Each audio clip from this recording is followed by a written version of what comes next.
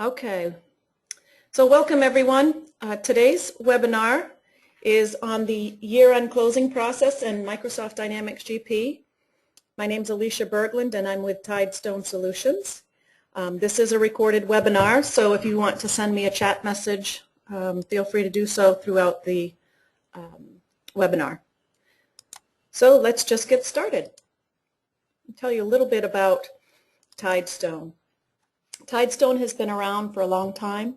We were formerly known as Gilchrist Scott, and in the last couple of years we changed our name and logo, and we just want to make sure that you're aware that we have been in this business for over 20 years.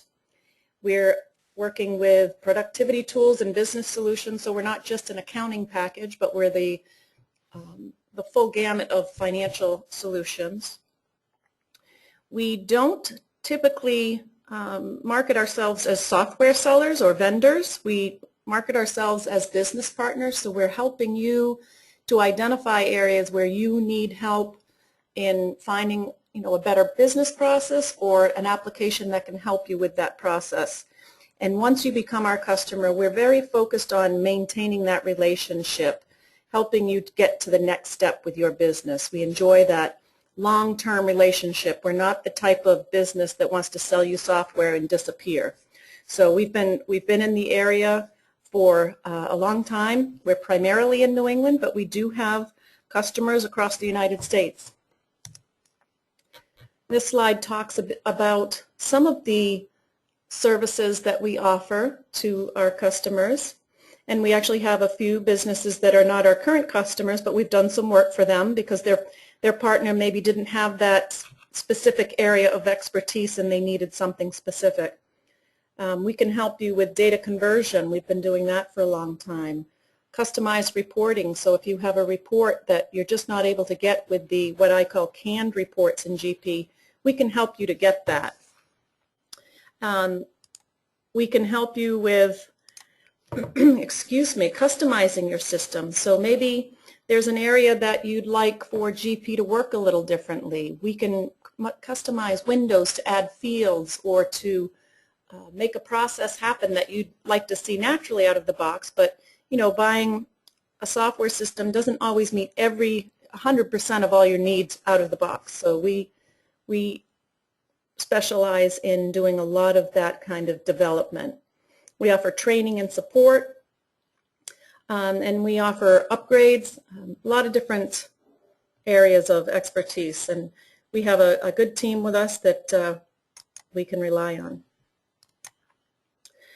So having said all of that, let's just get right into the webinar. We have a lot to cover today. We will be covering the core modules. We will not be covering payroll, unfortunately. If you have questions about payroll, you can contact us directly, and we'd be happy to help you with that. The payroll process is an intense process that requires a little bit more work than we could really cover in an hour today and cover the core modules. So we'll be covering, let me just get to our agenda. We'll be covering what you need to do to prepare for year-end using Microsoft Dynamics GP. Some of the items include running check links on the modules, posting as many batches as you can, and creating backups along the way. The modules we're going to cover today are going to be inventory control, receivables management, payables management, including how we're just going to touch on printing the 1099s. Next month's webinar will be walking you through how to edit a 1099, how to ensure your 1099s are lining up properly on the form, and everything about the 1099s. Today will be more of an overview of what's the process to close that module. We'll look at the tax closing, closing the fixed asset module, and finally the last module that you would close is the general ledger.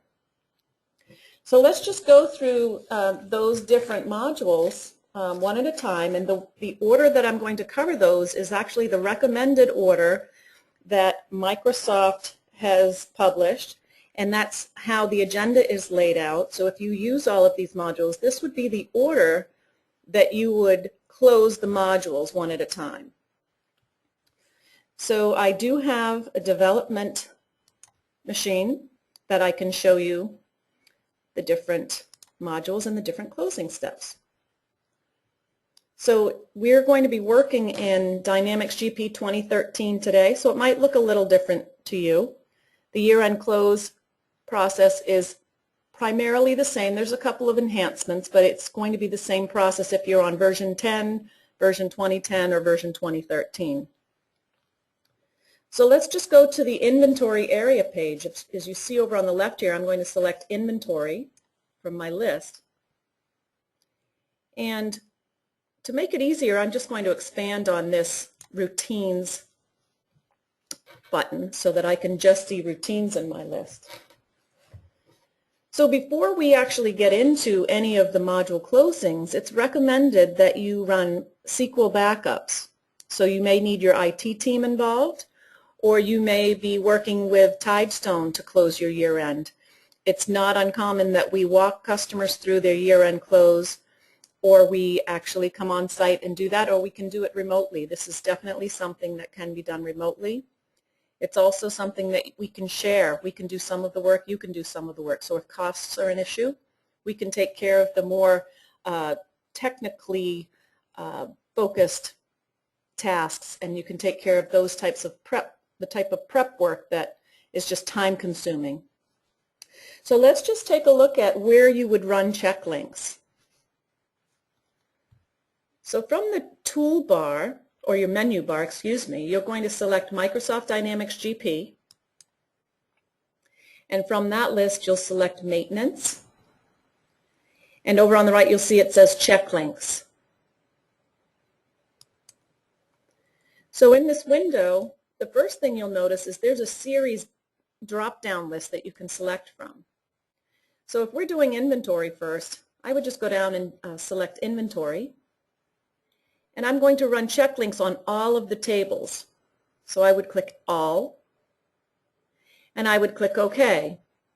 Now I'm not going to actually run through this today because it can take a lot of time. It probably wouldn't in my development application because there's not a lot of data. But if you have a lot of data, you would want to run this when everyone is out of GP, or at least not using the specific module or series that you're running check links on. And 2, when it's at a time where you can allow for it to run a while if you're not sure how long it's going to take. So if I click OK here, I get an option to print this report to printer or screen. And what we recommend is that you print it to screen because it could be a very lengthy report.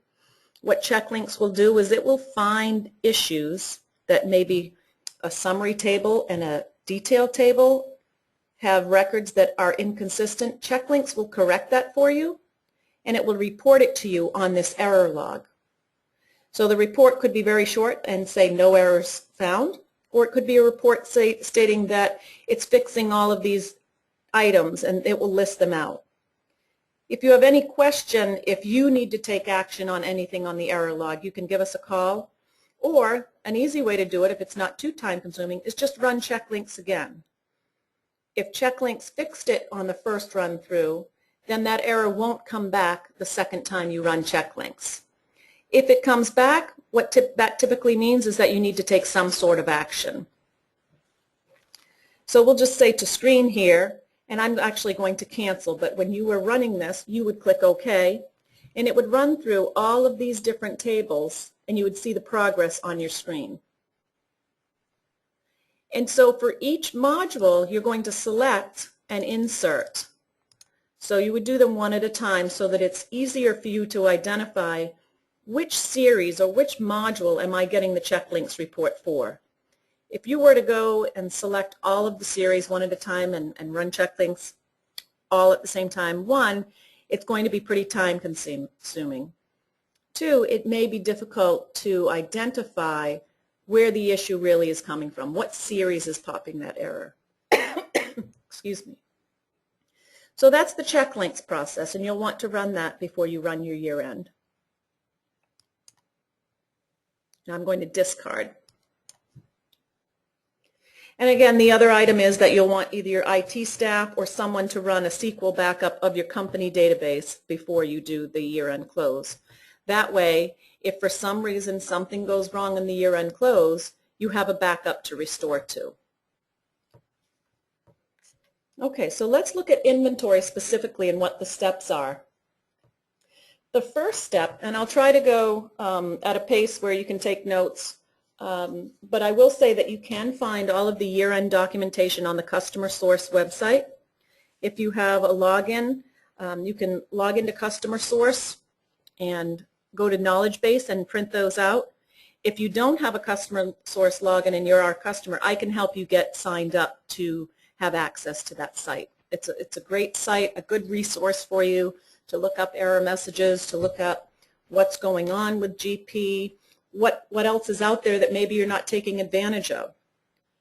So your first thing is for inventory, is you're going to post all of your transactions for the year that you're able to. So if you have any inventory batches out there, or if you have any sales order batches that need to be posted, your best bet is to post as many of those transactions as possible for that current year.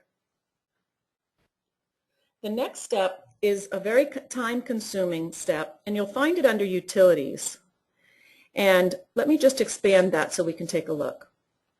So for inventory, the next step after you post all the transactions is to run the reconcile process.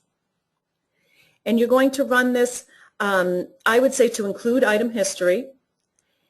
When you open this window, you would leave the radio button set to all and check off Include Item History and simply click the Process button. Now this process, depending on how many inventory items you have and how much inventory you have on hand, this can take quite some time. So you could set this to run overnight. And you also want to make sure no one is working in inventory or on a sales order when you're reconciling inventory quantities. So this process is key. Also at year end, you probably have in your schedule to run a physical inventory count. So you would want to do that. And you can use, excuse me, you can use the tools within GP to count your inventory. Not sure if any of you are using that functionality, but you can do a stock count in the inventory module itself, and it will help you walk through that stock count. I'm not going to get too deep into that because, again, for time's sake. So then you would do any kind of adjustments. And so for inventory, that might be a transaction entry. It might be a transfer. Maybe some things are in a different location than what GP is stating they're at. So you could enter all of those adjustments. Once you have any reports that you're interested in seeing, and there are several reports, GP has so many reports to choose from, and I would tell you, what reports there are, but you can see for yourself there's all of these different types of reports. And you may just want to run a stock count report. And that actually is under, whoops, I'm in the wrong place.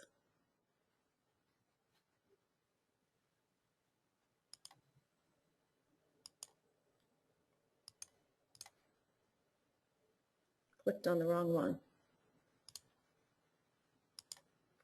So a stock status report where you can find under, let me move this over, under reports, activity, and stock status. And that again will give you where your inventory is at this specific time. So you can run that report and get an idea of what your inventory looks like at this point in time. So then we get to the actual process of closing the module. So let's go back to our routines area. And under the inventory area page, routines, there's a year-end close button or option. And there's a few options in this window that you can select, and these processes will automatically happen during the close. You can choose to remove any discontinued items. So if you have discontinued items in your inventory list, this process will remove those items. It will just delete them.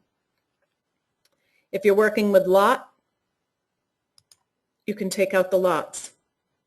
If you're working with receipts and cost change, you can select a date to remove all of that data. And also at the year-end closing, this is when you can mark to have the item standard cost updated. So any of those options can be marked in this window, and simply by clicking Process, it's going to go through that. I'm going to uncheck these so it doesn't take as long. I'm going to just click Process. And you can see it runs through a report here, a progress report. And inventory does not give you a report when it's done with the year-end close. It's one of the only modules that does not give you a report. So any reports you want, run them beforehand. And so what the year-end close is doing, it's actually moving things in certain buckets in GP. For example, smart lists. It's moving those items from the last year, current year, to historical year. So if we were to look into an inquiry,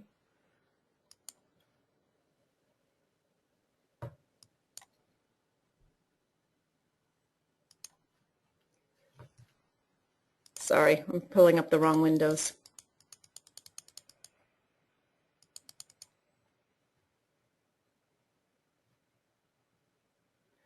If you were to pull up an inventory window or a smart list, it would show you year-to-date, last year-to-date. Okay, so let's move on to Receivables Management. And I don't see that I have any chat messages, so I'll just keep moving along. So I'm going to go to the Sales area page for Receivables. And again, I'm going to run check links on Receivables. And perhaps I ran inventory close on a different date, so I want to make sure I have a backup as of now. So run another backup. Microsoft actually recommends that you run a backup between each and every close, so that if you were to close one module and it was fine and the next module caused any problems, then you could restore to that point in time. If you have access to someone very easily, that's not a bad idea. If you don't, it really just means you would have to run through whatever year-end closes you went through prior to after the backup, the initial backup. So for receivables, you're going to, again, post as many sales and receivables transactions through the year. So that's any kind of write-offs, any kind of finance charges you want to assess your customers, cash receipts, NSFs, anything that applies to that calendar year you'll want to run before the year-end close. And I will say, you know, the year-end close for the subledgers is optional. It's not required. We do actually have customers who don't go through the year-end close for the payables, receivables modules. But we'll go through the process and I'll show you where you'll see what the year-end close actually does. So you're going to post all of the sales. You're going to run check links. You're going to make up a backup of your company database. And then let me just show you, let's see, where are my cards? In the customer summary window, you can see there's a summary view, amount since last close, and all of this information is in the year-to-date bucket. After the close, when we come back into this window, year-to-date will be set to 0, and everything will be put to last year. So for this view specifically, amount since last close, it's really not a perfect display of what your sales are year to year. It's really as of this moment. There are other views that you can use to see what the actuals are for a specific year. But it's this amount since last close is really the amount since you last clicked that close button. So it's not looking at transaction dates. If you run this year-end close in March, that last year is going to have January and February dates in it just for this view. And a lot of the smart lists, strangely enough, use this specific view. So if you're using the standard out-of-the-box smart list, you can't really rely on these amounts for accurate totals. You'd want to make sure that you run a smart list based on document dates, not that year-to-date bucket, because that year-to-date bucket is pulling from this view. Very strange, but that is how it works. Okay, so let's just close this window, and what we'll do now is we will go through the year-end close. So one thing to keep in mind for the year-end close for receivables, these are some of the items that you want to run through before you run your year-end close. You know, posting your scheduled payments, assessing finance charges, perhaps sending out statements, write-offs. So this is kind of a nice checklist for you right in the routines menu. So I'm just going to click on year-end close. If you have a calendar year, a fiscal year that is different than your calendar year, you can also run the fiscal year separately from calendar. For today's purposes, I'm assuming that businesses are closing calendar and fiscal at the same year, which means their fiscal year is January 1 through December 31. So you can see I've not closed the year in this module in GP before. If I had, it would have dates in here. So I'm just going to click Process. It's just confirming, do you really want to do the year-end close? And I'm going to select Yes. And I'll print the report to screen. And this report, you don't have to print it. You can just look at it to screen. It's simply showing you what this process, what this routine is doing with your data. It's taking all of the year-to-date and moving it to last year. So this is a snapshot of what it looked like before we ran the year-end. So let's just go back to that summary window. Another view. Salesperson report. Sales transactions. Sales transactions by sales territory. So let's just go back to that window and take a look. And you can see for Aaron Fitz Electrical, year-to-date is now at 0, and everything in there was moved to last year from the current year. But I can still look at the calendar year for 2017 and see that it's still, and it's a sample company, that's why it's year 2017. Everything is still in the same place for 2017. I can look at any fiscal year I want by changing the year and calculating. So you can still get at the data, but just know those smart lists rely on this amount since last close. So if you look at a smart list now, your year-to-date would be 0. Your last year would be whatever the totals were when you selected close year. Okay, so that's closing receivables. And let's just move on to accounts payable. It's really a very straightforward process, and accounts payable and accounts receivable are very similar. So I'm going to go to the purchasing area page, and I'm going to go through some of the same steps that I did for receivables. I'm going to run check links on the purchasing series. Again, it's up under the drop-down menu from Microsoft Dynamics GP, Maintenance, and Check Links.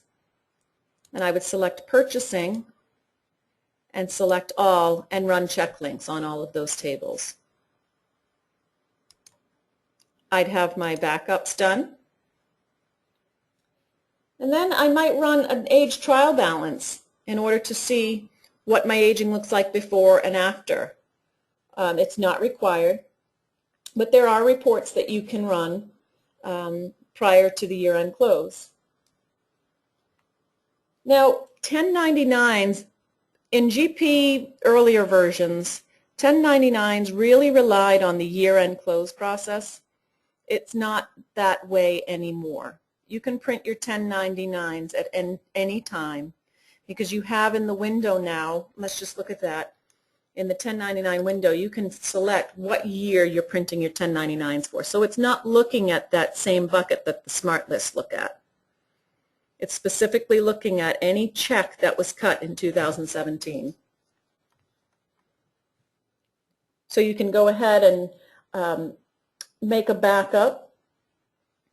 You would want to verify your 1099s, and you can edit 1099s, but again, we'll look at that next month, so if you need to know more details about that, you can take a look at our webinar next month.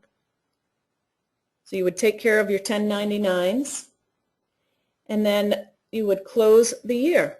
So it's really a very straightforward process. If you have scheduled payments, if you're using the scheduled payments module, you'd probably want to post those for the year 2000, well, for this system for 2017, but for our current year 2013, before you actually run the year-end close.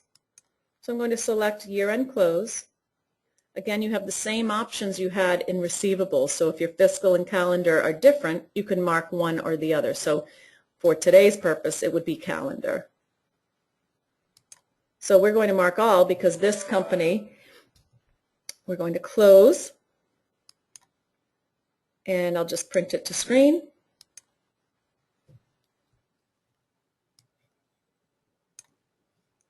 And here we can see, excuse me, a similar report to the receivables. This is all about your vendors. And your year has been closed. So let's just take a look at a vendor now.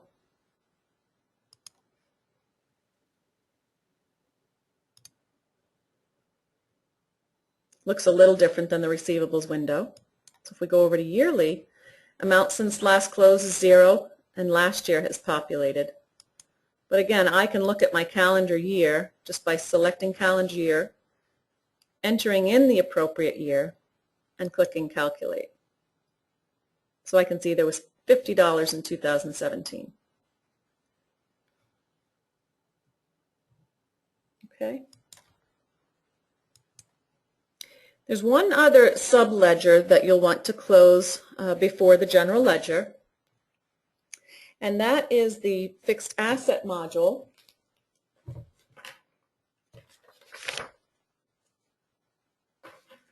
Actually, before I move on to fixed assets, I just want to touch base on the fact that there are changes from the IRS on 1099s, and we will be covering those changes next month. If you print 1099s with interest, you would need to do a year-end update, and we have been reaching out to all of our existing customers, letting them know that this is a change that needs to be done to your tables. So it's something that takes a bit of time. So if you need to have that done, give us a call. We'll talk about it with you. If you're just doing 1099 miscellaneous or DIV, then you can just simply get your reports modified so that they align correctly. But for the interest form, it's changed from a 3 per page format to a 2 per page. So you definitely want to get that update from us. Your other option is to handwrite them. So if you don't have a lot, you could certainly do that. But if you have a lot of 1099s, you definitely need to get to that update. Okay. All right, so let's move on to the fixed asset module. That's the next module that you'll want to close in the order of events of closing your year-end. And so we find fixed assets in the general ledger or the financial area page, and you can see fixed assets is just below the GL options under routines. You want to make sure that there is no check links for fixed assets. So you don't have to worry about check links for fixed assets. Fixed assets is a module that was acquired years ago by Microsoft, so it doesn't actually have check links. You do want to run a backup. And in the past with fixed assets, people have been able to avoid running the year-end close because they could just simply change the year on their books. You can no longer do that. You are forced to run the year-end close, so it's in your best interest to be aware that if you're using the fixed asset module, you need to run through the year-end close before running any depreciation for the new year, because depreciation will not calculate properly until you've run the prior year's depreciation completely and run the year-end close. So that's just a little disclaimer. So you're going to perform all the year-end closing procedures in payables and receivables before you do fixed assets. So make sure that you've entered all of the new fixed assets for the current year, that you've retired any assets that you want to retire, that you've transferred any assets. So any type of activity for fixed assets for the year is complete. You want to depreciate all of your assets through the very last day of the current fiscal year. So one of the items that I typically find when I'm working with customers is that sometimes their calendar doesn't match up to the fiscal calendar. So the year calendar may not match up, and fixed assets has its own calendar. So you want to ensure that when you're looking at that you are in sync with the last day of your fiscal year. So let me just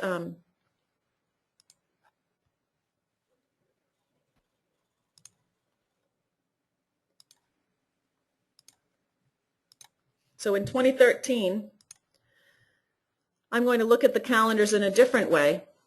It's a little different here than 2010, but I'm going to pull up a calendar because I can have multiple calendars in fixed assets. I want to verify that for my calendar year 2017, the last day is in fact 12/31. If you're a company that uses the 4-4-5 type of months or closings, you want to ensure that that last date is the date you use for the last date of depreciation. So you would run depreciation through the last day of the current year, post that batch, and then you would process the GL posting so that you're posting all of that to the general ledger and updating the fixed asset module. And then you would be ready to do your year-end close. So year-end, you would select which book. I'm just going to say it's this internal book. Click Continue. And what that will do is it will change the book's current fiscal year to the new year. So if I wanted to look at a book, I can see now which, let me go to my internal. Since I ran the year-end close for 2007, you can see the current fiscal year is 2008. And if you're familiar with fixed assets, you'll notice that fixed assets, you used to be able to access this year and just simply change it. In 2013, you're not able to do that, so you do need to run that year-end close. So I've confirmed that I did close it. The current fiscal year on my book is 2008, and I'm ready to run depreciation for the new year. Okay. Now with fixed assets, any version prior to 2013, you did not have any historical type of net book value reports. So you may want to run some reports before running that year-end close. There's a lot of different reports that are available to you. You can print the inventory report. So let's just take a look back at that. Let's look at that for 1 second because I think that's important to cover. So what I like is the inventory report. And there's several different options of how you can print those reports, so that you have a snapshot in time of what your fixed assets look like as of 12/31.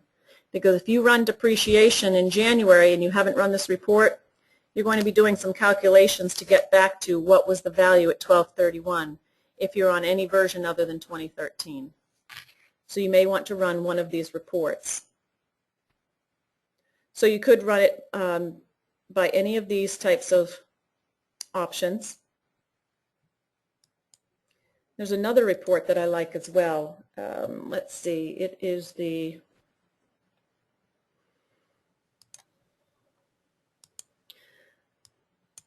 fixed asset to general ledger reconciliation. And so you can run a report, and based on your GL account, you can reconcile the subledger to your general ledger. So to ensure that your fixed asset module balances to your general ledger accounts.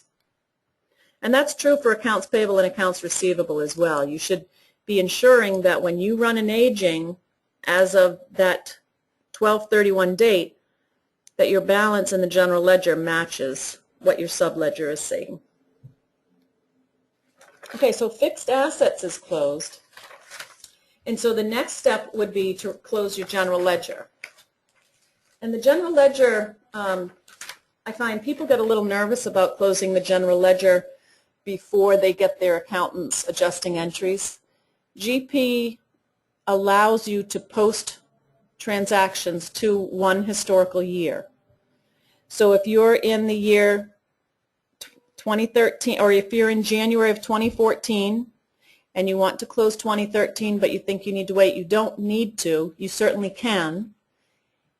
One thing to know, though, is that if you're running reports from GP on any balance sheet accounts, or if you're running management reporter reports for your balance sheets, you will not have those beginning balances until you run the year-end closing routine in GP for the general ledger.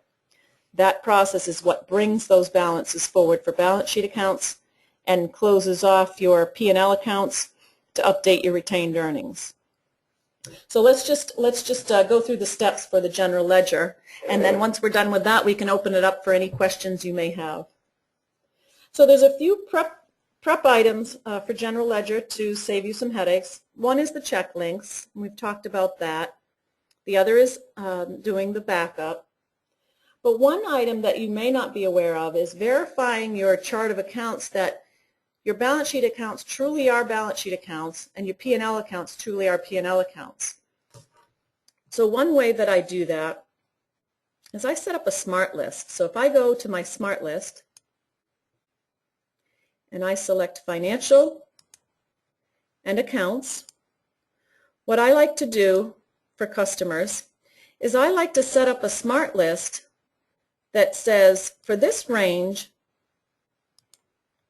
let's just say for account number between, oh, and if I knew the account numbers for this company, I would be all set. Here we go, 000, and I'm going to say to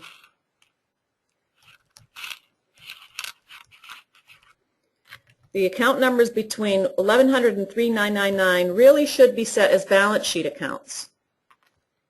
What I want this report to tell me is if the posting type is equal to profit and loss, because that will tell me right away that I set up a balance sheet account and did not change the setting to balance sheet. So let's just see if anything shows up. Before we do that, you can see here, here's my cash account and it's a balance sheet. So if I had set that up and forgot to change the posting type to balance sheet and it was P&L, I'd be in trouble at year-end close because it would close off my cash balance and not bring it forward in the new year. So this tells me that, great, my balance sheet accounts look great. Now if I wanted to do a different search, I could do 4,000, let's just say to 9999. They are equal to balance sheet, so the reverse. So it's going to bring me a smart list of anything. Oh, and see, I don't have the range down correctly.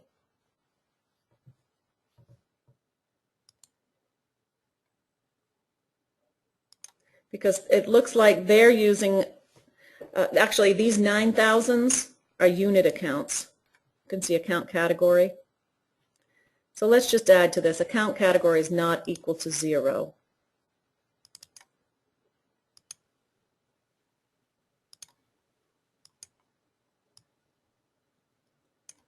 Actually, it doesn't allow me to do that. So let's do it between cash. Oh, here it is. There's the non-financial. So non is equal to non-financial.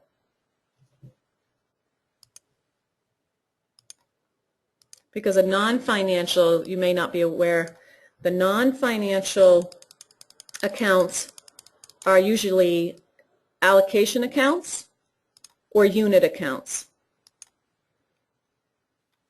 So we still have a bunch in here, but I think it's just because their chart of accounts is different than the standard. Like I said, standard chart of accounts is, 1,000 to 3,999 is balance sheet, and 4,000 to 999 are P&L. But it does look like there is one here set up wrong, rent expense, so 6180. So if I double click on this Oh, again, that's an allocation. I don't know why it's showing up since I said not to bring in non-financial accounts. Anyway, this sample isn't working as well as the balance sheet, but you could set up SmartList to ensure that your accounts are set up properly. And so let's just take a look at that window. So if I look at the window here, here's my account for cash. This might be set wrong, and this is where you would fix that.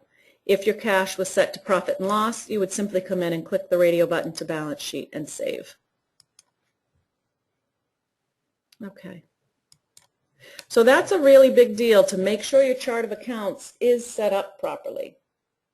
If you've set up new accounts throughout the year, and even if you don't recall that you have, it's a good idea to do that check. So once you've done that, you're going to go through and you're going to make sure that all the other periods are closed. I'm sorry, all the other modules are closed. Going to set up a new fiscal year. And that's not actually in the financial area page. That's found under company. So if we go to Microsoft Dynamics GP, Tools, Setup, Company, and Fiscal Periods. So the drop down, Tools, Setup, Company, and Fiscal Periods. And you can see here are all the years that I have set up in GP. Let's say I want to set up year 2019. I simply just type in the new fiscal year, and when I tab off, the system knows based on the prior years that my first day is 1/1 and my last day is 12/31. So I just click Calculate, and I have a new fiscal year set up in GP. Very easy. Excuse me. So I'm actually ready to run the year-end close. So I'm going to go back and expand on this Routines button. I'm going to go into the year-end closing window. And you can see that this is my retained earnings account that's set up. I just want to make sure that that really is my retained earnings account. So I'm going to click on this blue arrow, and it shows me the description. It's going to create a journal entry at year end, which does what we touched on briefly. It closes out the P&L, gets that net income or loss, and hits the retained earnings account. So it needs to know that retained earnings account. It's going to close year 2014 for me. And if I want to, I can now have the system remove any unused segments. So maybe when you created new account numbers, you used the mass change and it created all sorts of accounts that you didn't need. It can remove some of those unused segments. And it will also remove inactive accounts that don't have a balance. So if you want to keep those accounts, you just would check off the box. But out of the box, it would take away any of those accounts that you mark inactive that do not have any balance, historical or current. Okay, last closing date. I've not run a close, so I'm going to close the year. This actually comes up every time we do a year-end closing. You can just click Continue. It's saying that a single-use batch has not been posted yet. Do you want to continue closing? You don't have to post every batch before you close the year. There could be some recurring batches or something like that. You want to post as much as possible, but we're just going to click Continue here. And you can see now that it has a progress bar. That's new in 2013.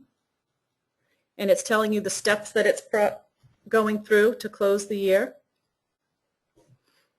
And it's going to give me my year-end closing report. Now this is the journal entry that's going to be made because of the year-end close. And in my company I have some multi-currency, so you'll see a lot of kind of strange numbers there and symbols.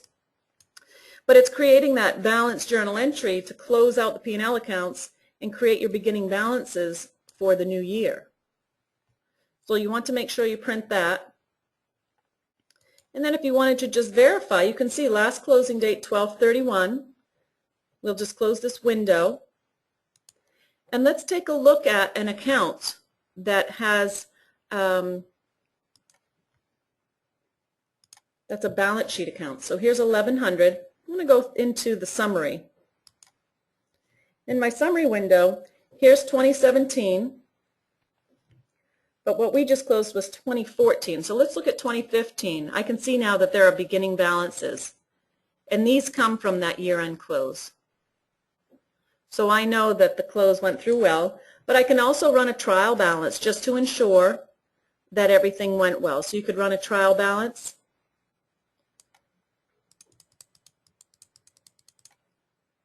Of all your accounts. I'll just do a summary for the specific year.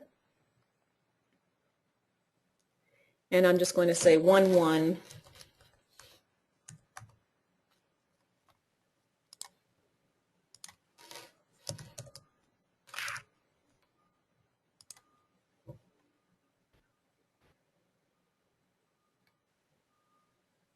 I'm going to select my 2015.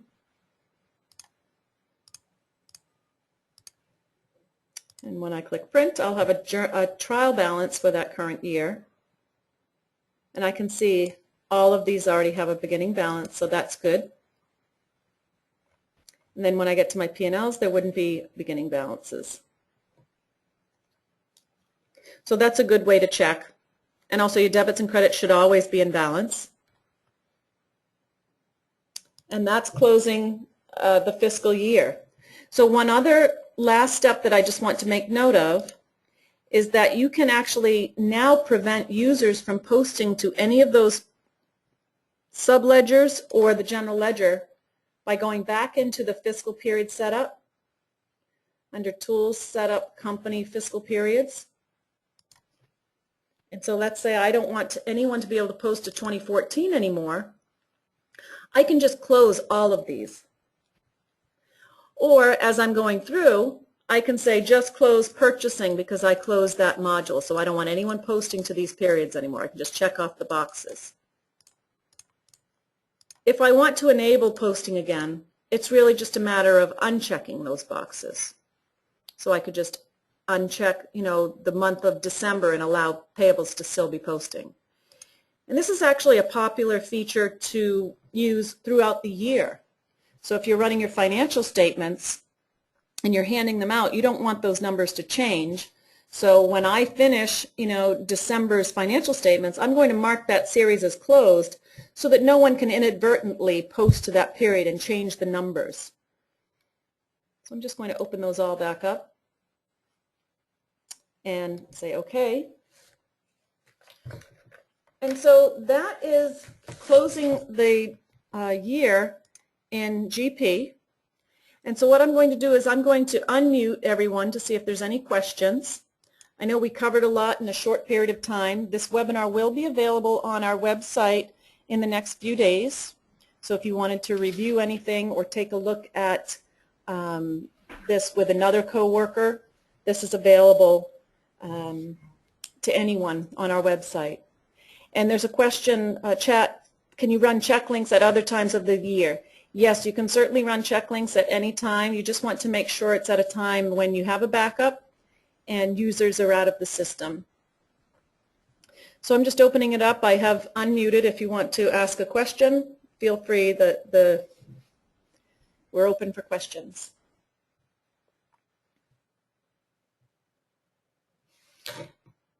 One item I do want to make note of is if you're on GP version 10, that's an unsupported version of Dynamics now with Microsoft, so you would not get any of the year-end updates easily. We still have access to that, but you want to definitely be planning for an upgrade in your very near future. They're not releasing any kind of updates to that version anymore.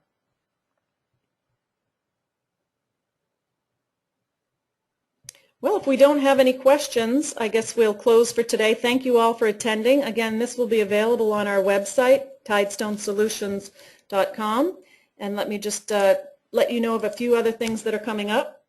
Next month, mark your calendar for the 15th at 9 a.m. We're going to be talking about 1099s, how to edit those balances, how to get them printed, what you need to do to get that going. Also, our GP user group is going to be at NAPI Distributors on the 21st. Hope you can join us there. We have a group get together of all GP users in the area, exchange ideas. We go through some demos. We have discussions about what the agenda should look like for the next meeting. And then there's the Microsoft Customer Conference, Convergence. It's in Atlanta this year, March 4th through the 7th. An excellent conference. I've been several years. I would highly recommend anyone attending that. So if you have any questions, feel free to give us a call or check out the website, tidestonesolutions.com. And we thank you very much for attending the webinar. Have a good day.